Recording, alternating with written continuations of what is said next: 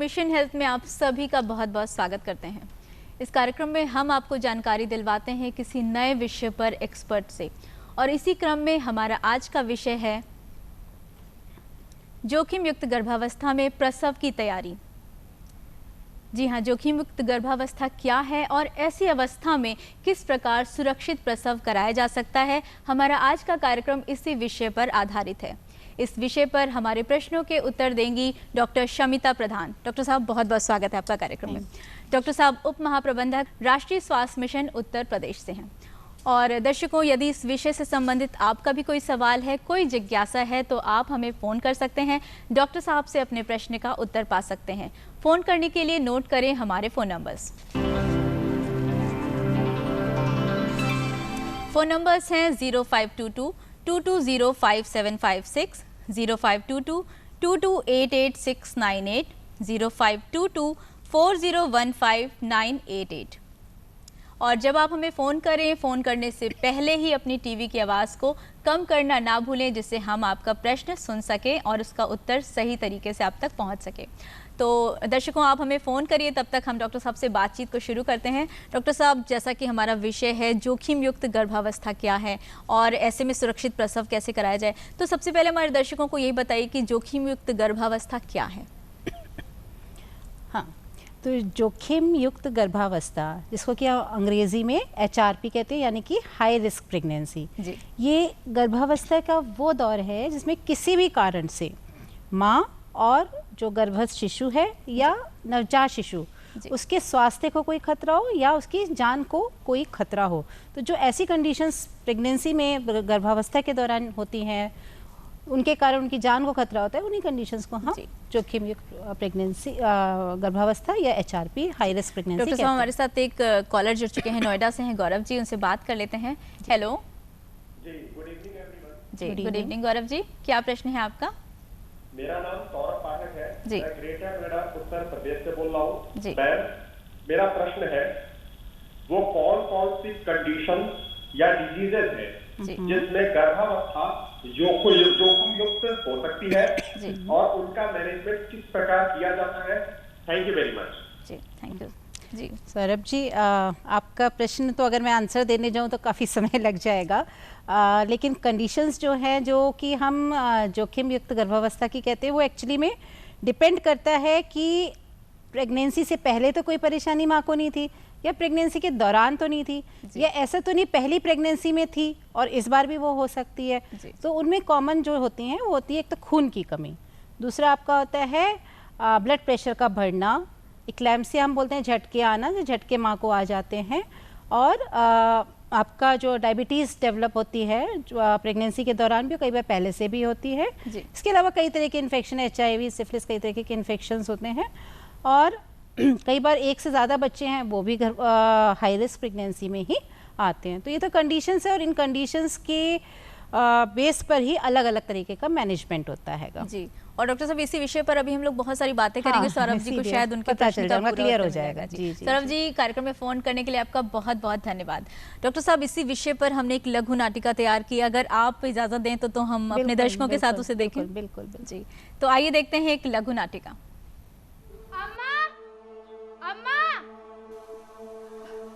काहे बिटिया, काहे चिल्लाई जा रही है? अम्मा, सोनम भाभी को झटके आ रहे हैं। झटके आ रहे हैं? हे भगवान, हमारी बहुरिया के झटके काहे आ रहे हैं? चल देखी तो। आओ।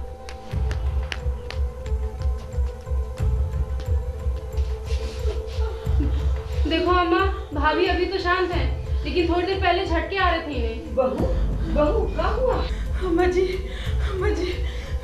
तबीयत ठीक नहीं लग रही है अम्मा जी। ये बताओ नहीं, तुमको झटके आवत रहे? अम्मा जी, आ रहे थे, चक्कर बहुत तेज आ रहा है, सिर में बहुत तेज दर्द भी है अम्मा जी। पेट में बच्चा है, कोनो भूत प्रेत या बाहरी हवा का चक्कर तो नहीं है? भूत प्रेत? तो क्या हमारे घर में भूत प्रेत का वास है? हम का जाने बिटिया, ये तो तांत्रिक बाबा ही बताई सके। जो काली कलकत्ते वाली दुआई जय मां काली, बच्चन करने आई भूत उधर उधर जाई। जय मां काली, काली कलकत्ते वाली, दुहाई जय मां काली। भूकाली तू कर अमर। पार्वती तेरी बहू पर प्रेत का साया है। उसके लिए मैंने पूजा कर दी है, जाप कर दिया है, अब वो शांत हो गया है। उसके लिए तुझे पूजा करवानी पड़ेगी। जा पूजा की व्यवस्था कर। ठीक है बाबा, जो आप कहो वही हम करी, बस हमरी बहुरिया ठीक हो जाए। जय मां काली, जय मां काली। अम्मा, किस जमाने की बात कर रही हो? उस तांत्रिक ने सिर्फ बेवकूफ बनाया है। अभी 2 साल पहले की बात है जब रन्नू काकी की बहू को भी झटके और चक्कर आ रहे थे, जब उसके पेट में बच्चा था। उसे अस्पताल ले जाने की बात हुई थी, पर रन्नू काकी इसी तांत्रिक बाबा के चक्कर में अपनी बहू को अस्पताल नहीं ले गई थी और झाड़ फूंक करवाती रही। आखिर हुआ क्या था? हाँ भैया, तब उनके पेट का बच्चा मर गया था। बड़ी मुश्किल से रन्नू काकी की बहू की जान बची थी। हाँ, तो इससे सबक नहीं लिया?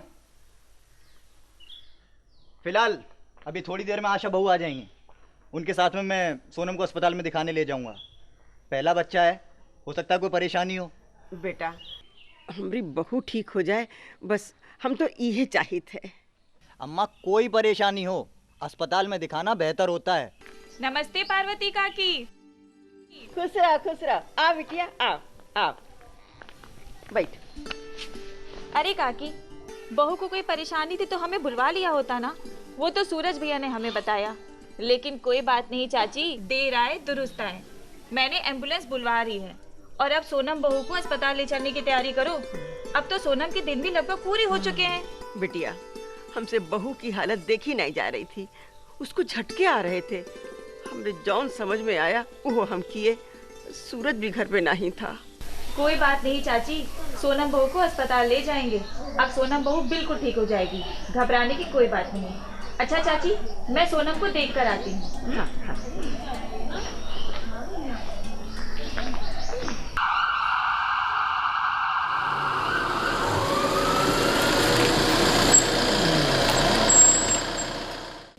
देखो सूरज, हमने तुम्हारी पत्नी की रिपोर्ट देख ली है। उसे जो झटके आ रहे थे वो ब्लड प्रेशर की वजह से आ रहे थे। देखो, घबराने की कोई ज़रूरत नहीं है। जोखिम वाली गर्भावस्था वो गर्भावस्था होती है जिसमें माँ और गर्भ में पल रहे शिशु, उनके स्वास्थ्य से संबंधित जीवन का खतरा होता है। किसी भी गर्भावस्था में जटिलताओं की संभावनाएं अधिक होती हैं, इसीलिए उसे जोखिम भरी गर्भावस्था कहते हैं। लेकिन ये होता क्यों डॉक्टर साहब? ये कई कारणों से होता है।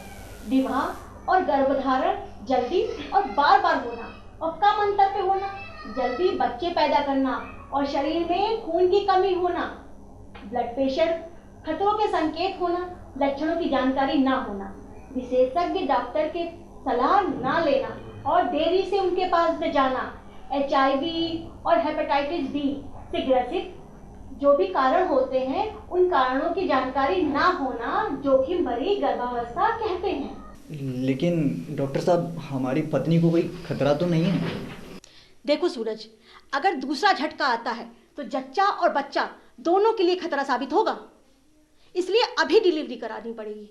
देखो सूरज, तुम्हें किसी प्रकार की चिंता करने की कोई जरूरत नहीं है। ठीक है, फिर जैसा आप समझें वैसा करें डॉक्टर साहब।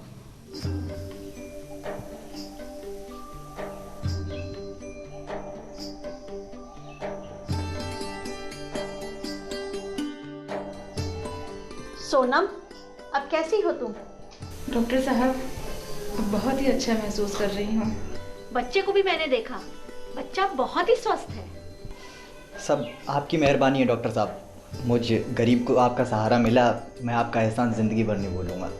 सूरज, ये तो हमारा फर्ज था कि मरीज को उचित सलाह और उचित इलाज दिया जाए, इसीलिए तो हमने अस्पताल से छुट्टी कराई जल्दी। और सुनो, कभी भी कोई जरूरत पड़े जच्चा बच्चा को तो लेके मेरे पास आ जाइए।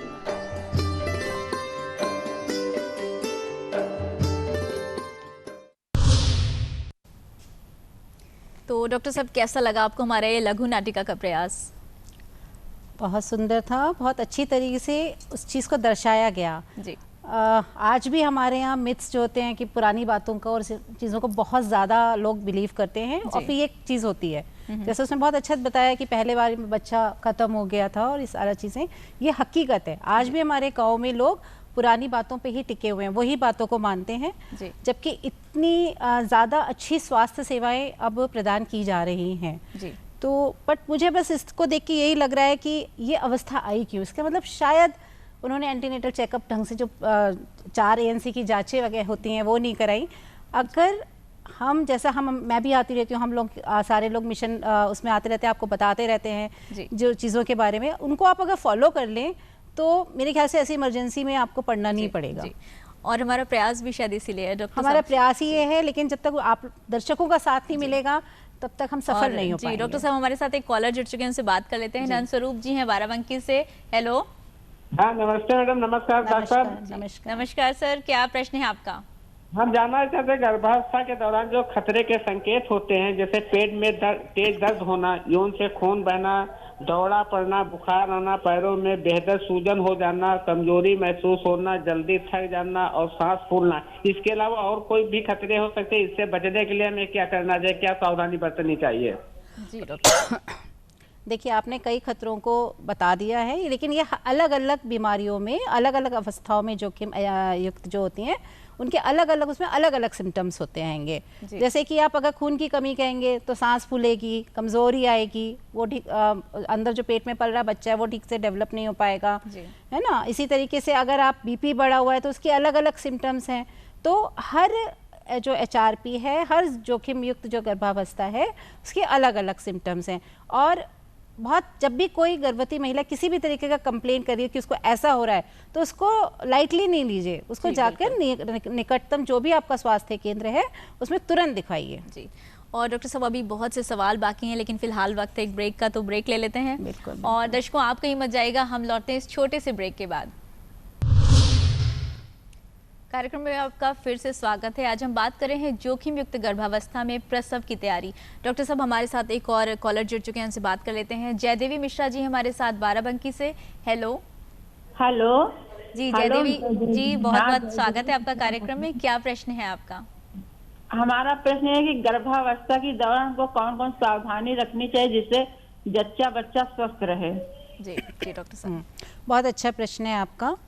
तो सावधानी तो सबसे पहले यही है कि जो आप बताया जाता है आपको कि आप अपने जांच जो है वो तुरंत कराएं, अर्ली रजिस्ट्रेशन तुरंत ही निकटतम उस पर कराएं। जैसे ही पता चलता है कि महिला गर्भवती हो गई है तो उसको निकटतम स्वास्थ्य केंद्र पे या VHND, अगर गांव में है तो VHND पे ले जा कर के वहाँ उसका पंजीकरण कराएं और उसकी जांचें जैसे जैसे बताते हैं डॉक्टर या ANM आप उस तरीके से कराइए।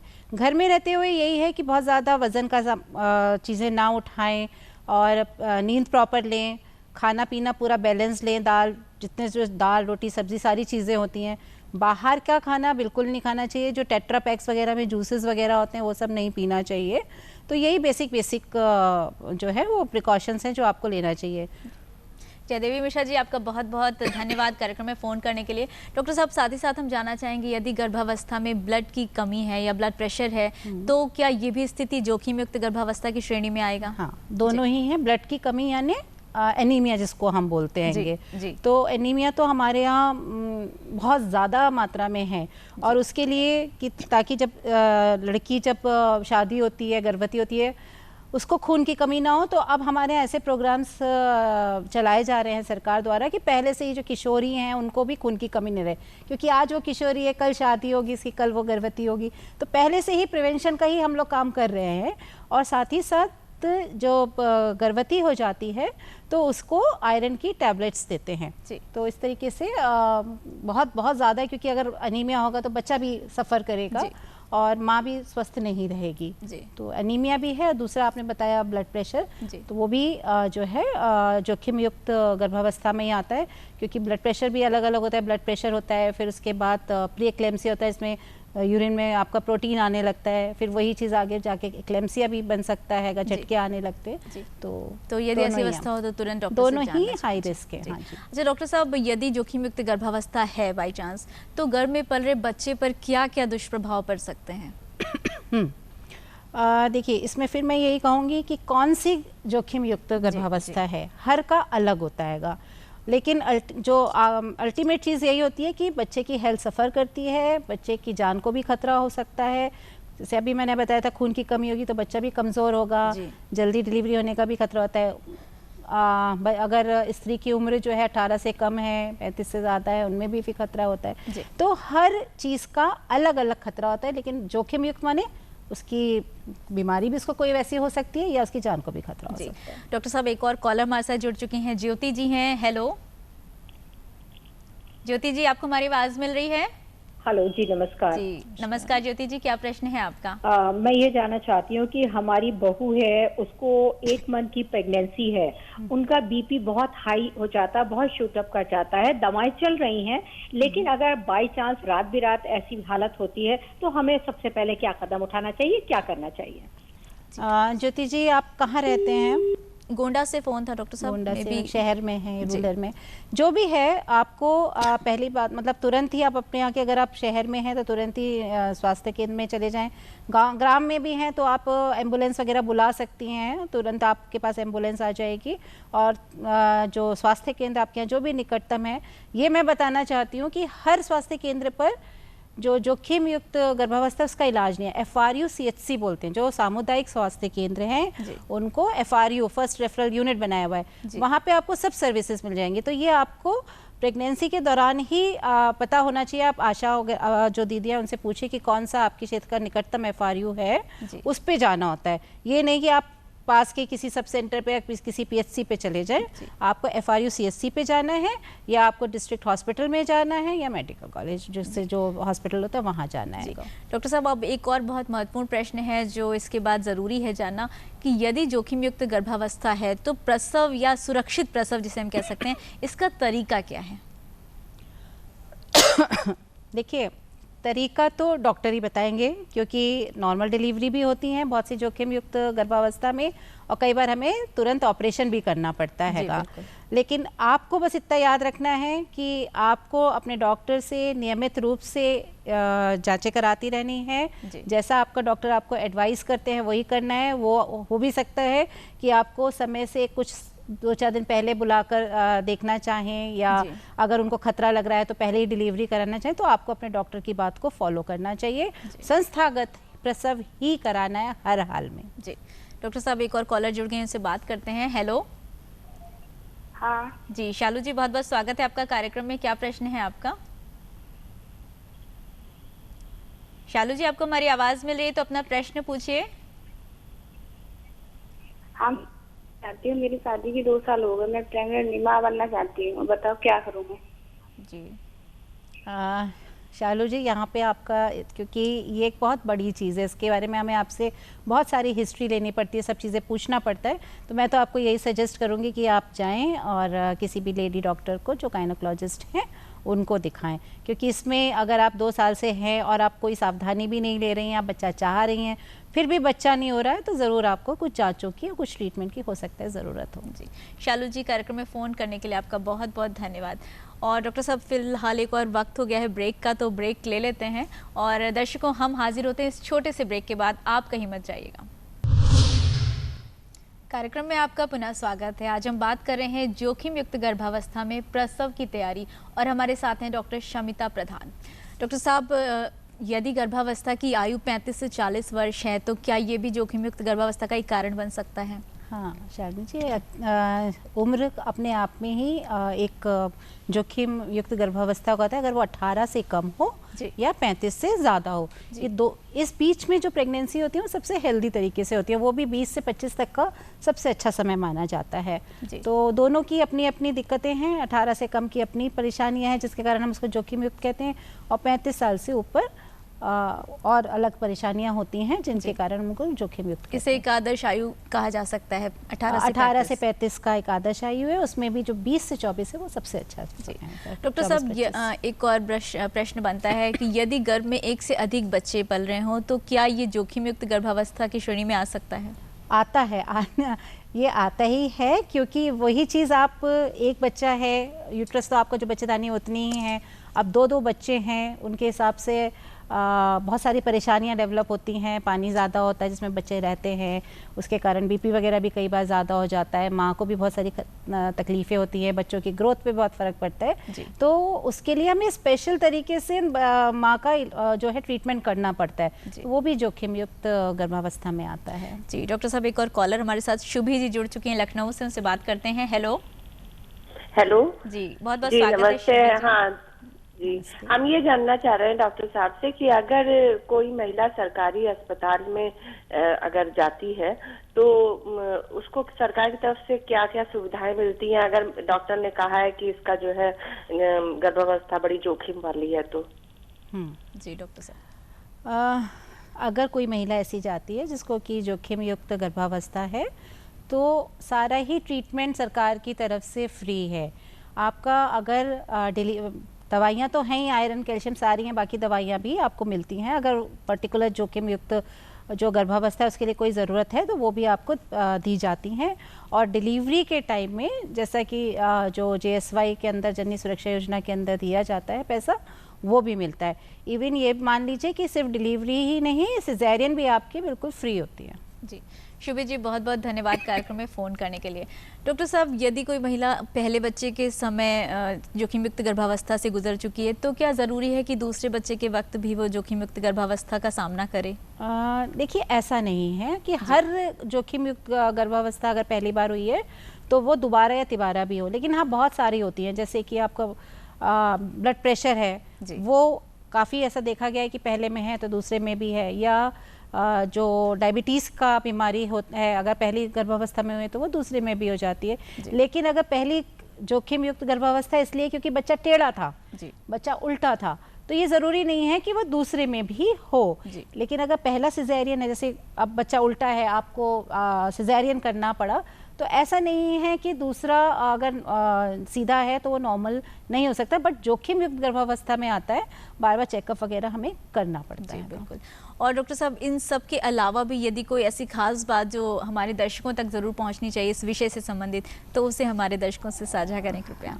देखिए, मेरे ख्याल से आपकी लघु नाटिका ने और दर्शकों के प्रश्न ने सभी कुछ चीज़ें बता दी हैं, बट मेरा बस दर्शकों से एक ही निवेदन समझ लीजिए कि इस जो HRP है इससे बचने के लिए कुछ बार होता भी है, आप जो एंटीनेटल चेकअप जो हम 4 ANC जांचें कहते हैं वो ज़रूर कराएं, और गर्भावस्था के पता चलते ही पहले ही तिमाही में आप जो है रजिस्ट्रेशन करा लें।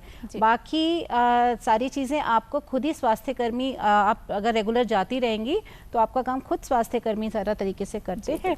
तो बस यही है कि संस्थागत प्रसव कराएं, 4 ANC जांचें कराएं, और जो हम बताते हैं आकर के उसको फॉलो करते रहें। और डॉक्टर साहब, ये तो हमारा आज का कार्यक्रम था, अब देखते हैं चलते चलते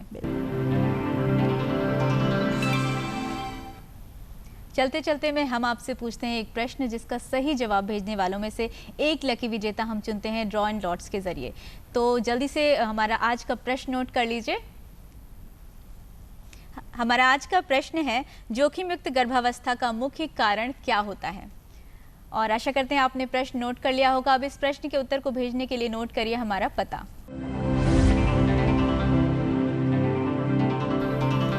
हमारा पता है प्रस्तुतकर्ता मिशन हेल्थ, कमरा नंबर 205, दूरदर्शन केंद्र 24, अशोक मार्ग, लखनऊ 226001। आप हमारी ईमेल आईडी भी नोट कर सकते हैं। हमारी ईमेल आईडी है missionhealth.dduplko@gmail.com। और सही जवाब भेजने वाले लकी विजेता को हम अपने इस कार्यक्रम में आमंत्रित करते हैं, उन्हें पुरस्कृत करते हैं। तो जल्दी से इस सवाल का जवाब आप हमें लिख भेजिए। और डॉक्टर साहब, हम आपका बहुत बहुत धन्यवाद देना चाहते हैं। आपने हमें इतनी इम्पोर्टेंट जानकारी दी और अपना कीमती वक्त निकाला, हमारे लिए धन्यवाद।